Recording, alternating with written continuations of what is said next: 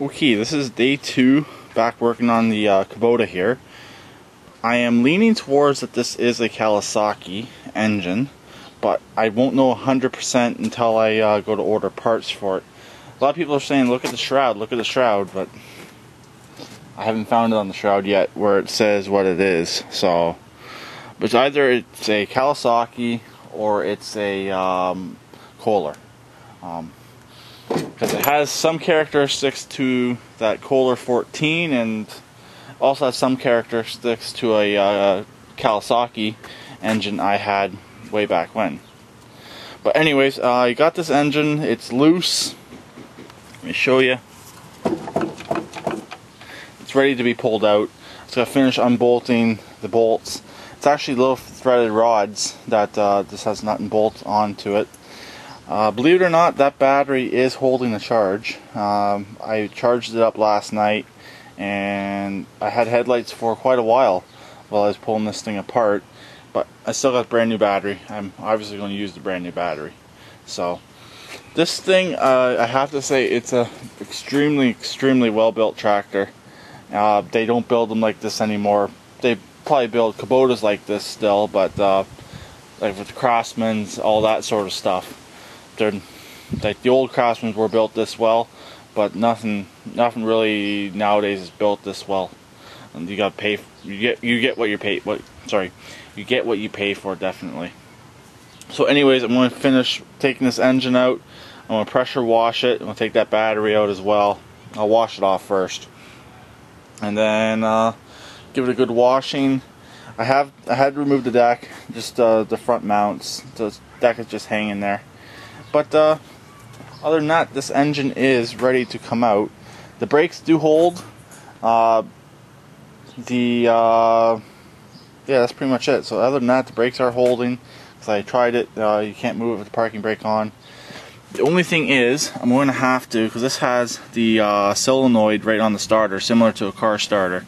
I'm going to have to mount a secondary solenoid next to here, so I can get this thing running with the Kohler engine. So, and there might be a little bit of wiring that I'll have to do. This is the main battery cable right here. So basically disconnected to the solenoid, and then there's a second post which had this wire here connected to it. And then this is the key on power right here. So, other than that, I'm going to get that get this motor out, pressure wash it, and I'll do another update then. So stay tuned. Okay, progress report. As you can see, engine is in. Everything's all bolted up underneath the 4 motor mounts. The pulleys are done. The belts are on. And I'm just getting ready to do the wiring, which I'm going to do carefully because I don't want to cut anything on this engine. I don't want to cut anything on the tractor. So I may grab the Kohler's stock clip that connects right here, and I may modify it, or I'll see about trying to modify that clip there, just so I can get everything connected and make this engine work, make it charge, and so on and so forth. And then I'm going to attempt to put the front end back on and see if everything will fit. And this does not have a fuel pump, so I'm going to just stick a gas tank right there and run a line around the engine and go take it for a test run. See what happens. Make sure the hydro works and the deck. So that's my next step. I should be driving this thing within the next, hopefully 45 minutes, as long as I figure out what all the wires do. So stay tuned. Okay, as you can see, the Kubota is sitting differently. It used to be just up over there and facing the other direction. Yeah, I got it running and driving. It seems to drive fine. Only issue, I've only found 2 issues right now with it. I believe the mower belt is stretched. It needs a new mower belt, and it needs an idler wheel right here at the front of the deck. But it seems that's all it really needs, other than the stock engine fixed, which is a given. But it seems all it needs to be cutting again. The deck seems to work, but I will lift it up and I will double check the deck, make sure there's no major issues. But it seems to be okay. Because it does spin up, it just slips a lot. It drives fine. It goes forward and reverse fine. I'll quickly fire it up for you.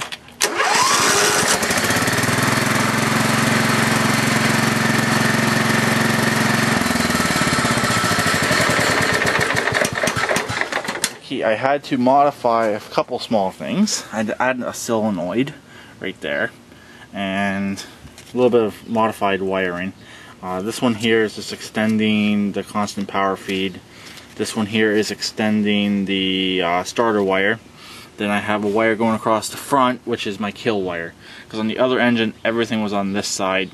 Yeah, so I had to just had to modify a couple things to make it work. But it seems to work okay. But other than that, this engine hopefully will not be staying in here. I'm hoping the stock engine is salvageable. But I don't know. I won't know that till tomorrow. But it seems pretty comfortable to drive. No real complaints about it. It's not bad. One minor casualty I found. There was a dead mouse in the old engine, and I found it sitting over there on the ground. So that was really the only major casualty, other than the engine being blown. So yeah. Other than that, this is done for now until I get this motor over here cracked open. And a huge mess. That's all this dirt. That's all this dirt that came off this. It's not oil or anything. Here is the stock engine. Again, there's no hole in the block, so I'm hoping this engine is repairable. So I guess that's pretty much it.